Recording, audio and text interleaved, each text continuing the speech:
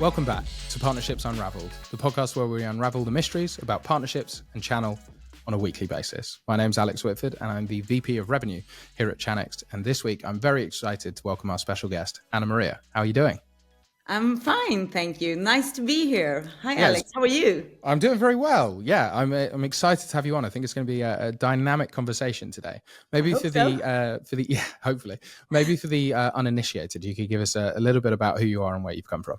Well, yes. So I'm Anna-Maria Löweberg, based out of Stockholm, Sweden. 20 plus years in this industry. I guess you add a plus when you've been here a long time, right? Today, I'm leading the Partner Organization in EMEA for HashiCorp. Previously, I've had different sales and partner and manager roles within VMware, IBM, and HP. And I'm super passionate about talking about the transformation, developing partner ecosystem, driving business outcomes, but also I'm passionate about talent development. Excellent. Well, we often talk about the reason B2B and channel is so exciting is because you end up speaking to people about business and you can coach people about business. So I always think talent and channel come really well together. So I can understand how you've had such a exciting career with some great names on that list as well. There's some nice brands in there. Yeah, well, it's been an amazing journey. So one of the great things about channel is we often see that channel is specific to EMEA. It seems to be especially American-led businesses. They come to EMEA and they go, "Oh, this is complicated. There's different taxes and languages and complexities with being a European organization." So what are the sort of pros and cons of implementing a channel-first strategy when you expand to EMEA from your perspective?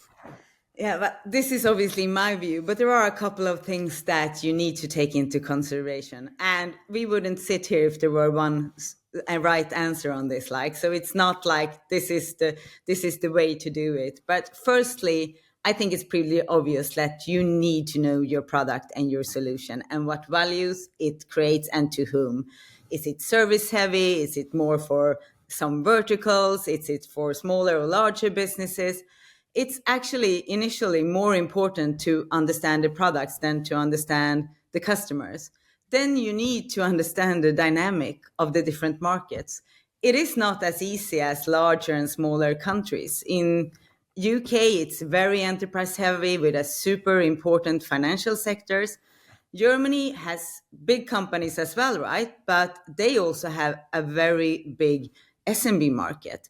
And based out of Sweden, I need to mention it's so funny to hear everyone talking about the Nordics outside of the Nordics, as Nordic was a country. It's actually just a country for the people that are outside of the territory.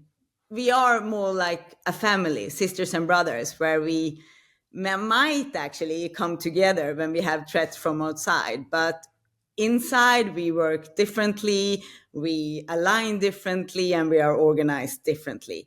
And just to add even more complexity, it's the same in the Benelux, different but similar. So yeah, it's not easy.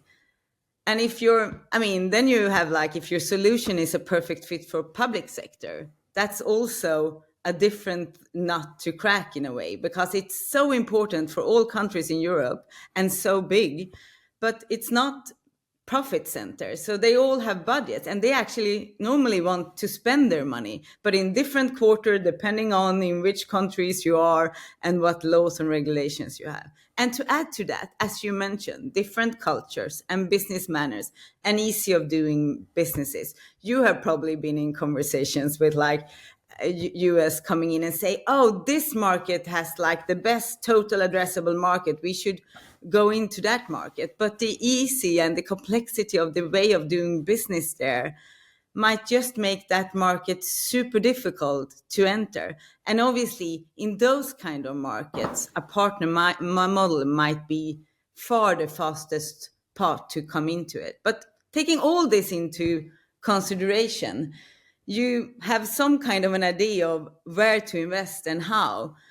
Again, there is no size that fits all. My recommendation would actually be country by country and learn from the successes and try to grow that way. A little bit like you normally hear people entering a country, growing customer by customer and bringing success there. But having partners in the market helps you understand. So for me, it's not about either or. It's not about having salespeople or partner people.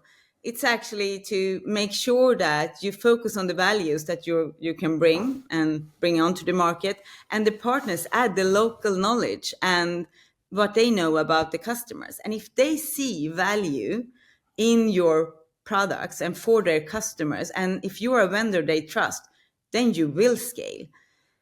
I would also say that partners will not always be like investing the way you want in your technology, because they might have different priorities, right? And they cannot always be in forefront for every vendor. But that doesn't mean that you can't work together and collaborate. Also, customers, when you start to grow in markets, they would like to have their own vendor relationship. And the more strategic you get, the closer you need to be with those customers. But never, you should kind of say it's like partner or not partner. You can make that work with all partnerships included in that mix. Yeah, I think we talk a lot about in this podcast, and we've had a few specialists who've really run and built programs coming from sort of US, and as the US lovingly call it, international, which means anywhere apart from the US. But they, I always think you start with the customer in mind, right? That's your priority. And if it's finance and that's you've decided, well, how is HSBC buying? Right. Let's learn from what the customer requires, how they support, and then work backwards from there. And that's sort of how you organically build up your channel.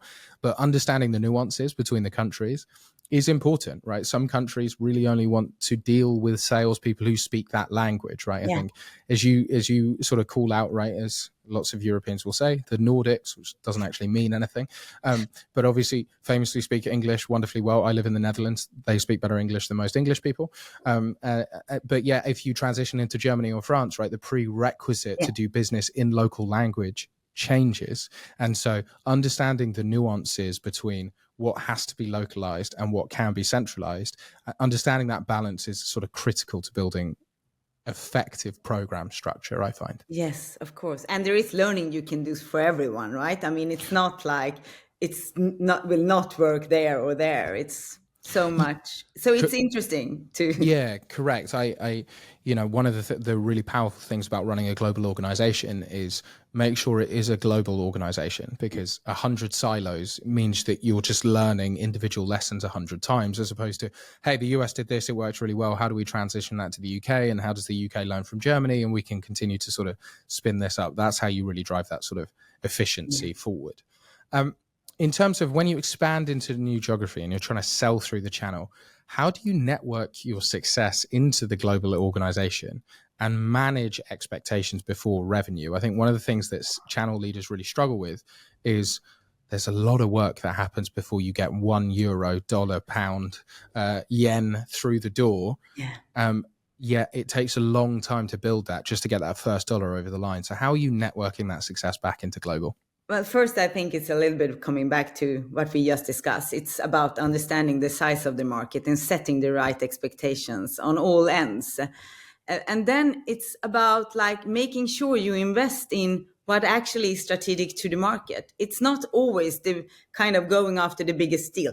In a lot of cases it is, and that is important, right? We want revenue, but getting a strategic customer or a high profile customer, if it's kind of suits for the vertical you want to work with, as you said, in the financial sector, that can mean so much more than actually bringing the biggest deal size in. Mostly important, making sure you focus on the customers and the outcomes and find a way to communicate the success as well internally as externally. And for me, as a partner team and a partner person, it's as important to kind of selling to the partners and get them to understand the value of your solution as it is to sell internally to your organization, so they really understand the value with each partner and what that actually can take you. You can do it in a lot of different ways. In previous lives, I've kind of, also proven what the partners are doing in the market. Like a deal size for us might be 20K, but the relationship for the partner might be worth 3, 4, 5, 6, 10 times as much. And understanding that is also important. I completely agree. I think the nuances between the sort of customer dynamic and the partner dynamic, sort of messaging that back to central and almost treating partners like people, right? It's not just a number on a spreadsheet that we have to move one stage across. There is a whole process that goes into driving that engagement. I think in a previous conversation, we always do a lovely prep call before this. You mentioned that HashiCorp is a more direct sales orientated in the US. And uses partners to drive consumption rather than sort of drive facilitation or transaction. How do you look at partners differently in EMEA, and why does that difference exist? Yeah, for the time being, yes, exactly as you say. US have come from a more history of direct sales, and then they've used partners to consume our technology with services. So they haven't been as involved as our partners have been in the transaction in EMEA. But I don't think that is unique or unusual for HashiCorp. For all companies I worked with, US has always have a greater direct business. Just by the nature of EMEA, partners are and needs to be involved in all much bigger parts of the business. We already discussed a couple of the things here. But it's not just the different languages, currencies, laws, and stuff like that. We need them to be able to sell into certain frameworks. We need a local security clearance. We need them to scale and to represent us in all the different countries. I think you say EMEA contains of 115 countries and roughly 225 languages. I think it's like 25 business languages, but still, that is complex, right? And sometimes when US organizations comes into EMEA, we see them building up small EMEA partner kingdoms with different silos for different route to markets. And my experience tells me that if you have one partner organization that owns it all, you can serve all routes to markets much better and address the market in a much better way. And you will not confuse the market. For a lot of partners, they will work with three different people for like what they see as one business. But with that, I'm not saying that partners is not, or we are not saying that partner is not needed in US. It's just that the dynamic of the market is a bit different. And this multi-cloud world where transforming with IT is key to not all industries, but also all countries and all governments, we need to understand that all those regulation, in many cases, they are so important, but they add complexity. And the more complex it gets, the more we need partners and local partners. Has actually become pretty difficult for a vendor to be unique these days. For us, we as vendors, we're more like a tool in a toolbox. And if we have partners that have the skills and knowledge of our solutions and have the trust into our solution, but not just to like the technology, also to our commercial models and the way we do business, they will use our tools more often. And I obviously want our tools to be their favorite one. One thing I will also add is that in any types of EMEA roles or international roles, I highly recommended anyone to, as like similar to me, to work closely with their peers.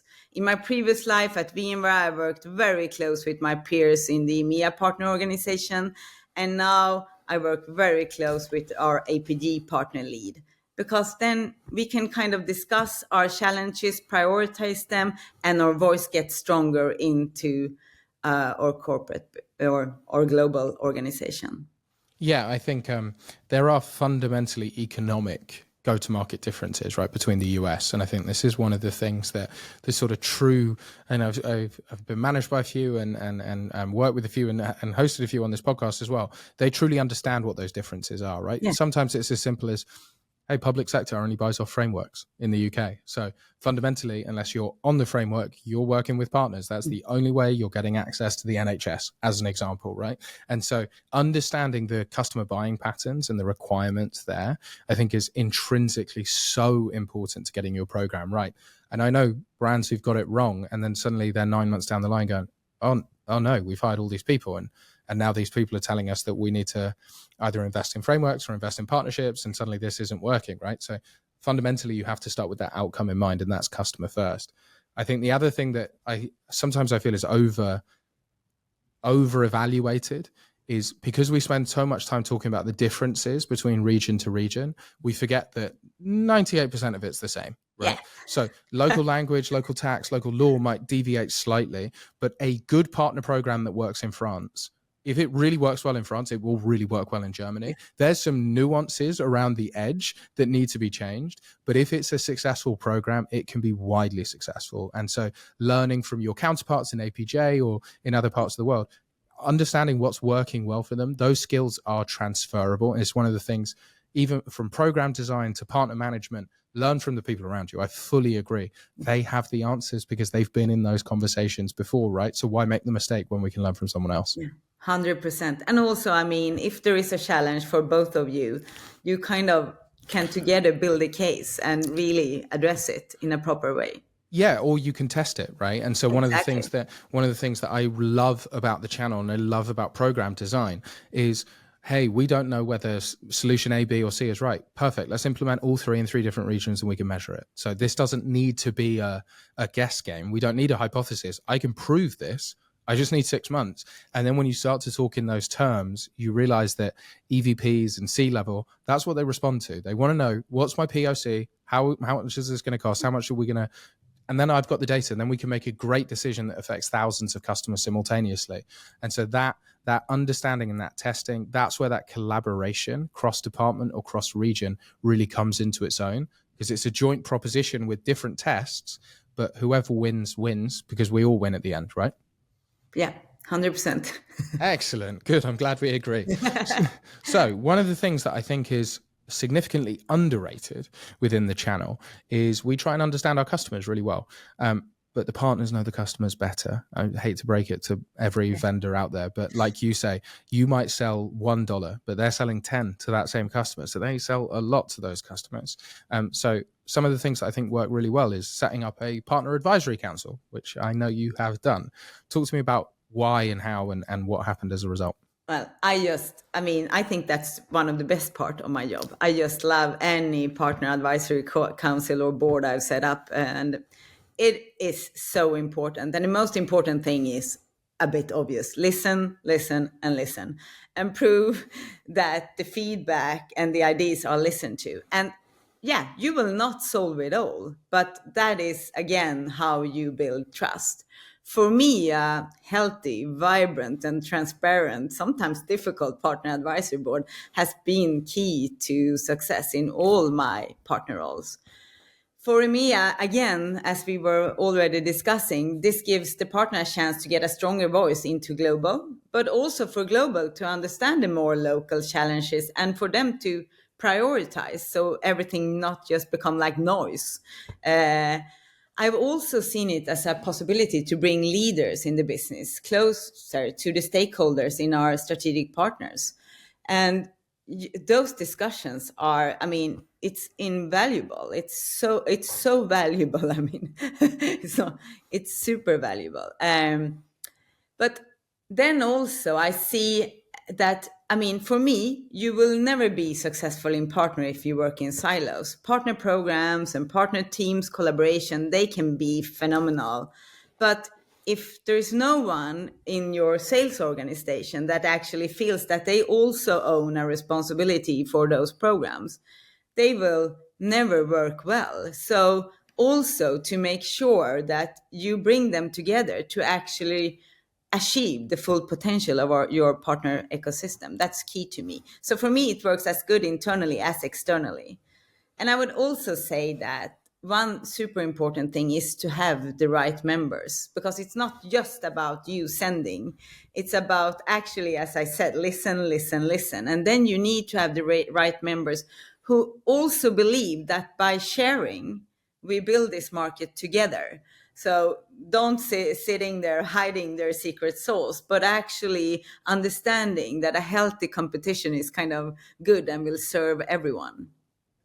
I completely agree. I think the the feedback and sometimes the harsh feedback, those are where the valuable lessons, right? Having a partner advisory council where they pat you on the back and say, good job, probably was a waste of time, right? The actual feedback you want is, hey, this is broken and it's causing me a huge problem. And if we fix it, this amazing thing's going to happen. That message straight from the partner, ideally to your boss's boss, is wonderfully helpful to create movement, right? Because then it's not coming from you, it's coming from the market, which is the bit that matters.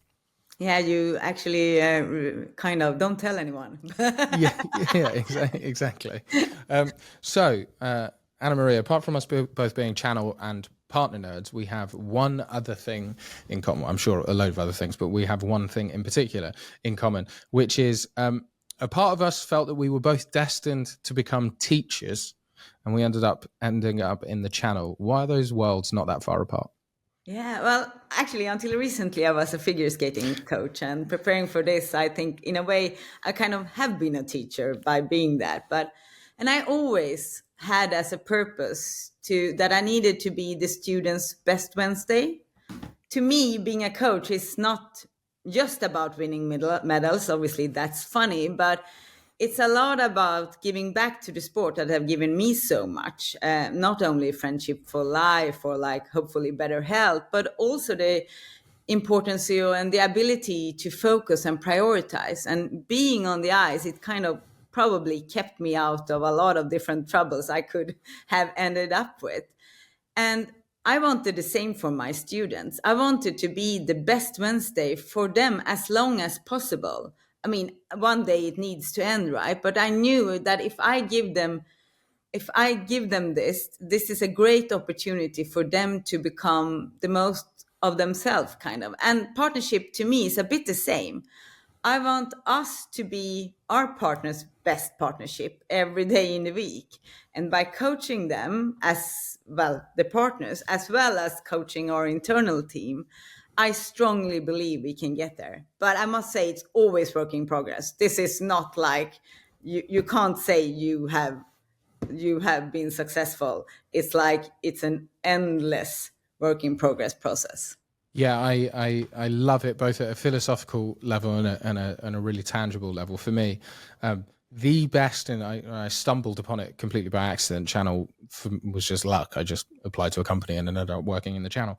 But I couldn't believe it. I was 25 and I was giving people business advice. Like I was giving managing directors of companies business advice. I was like, who the hell am I? And I get to coach these people. And after a while, you start to really learn what works and what makes a difference.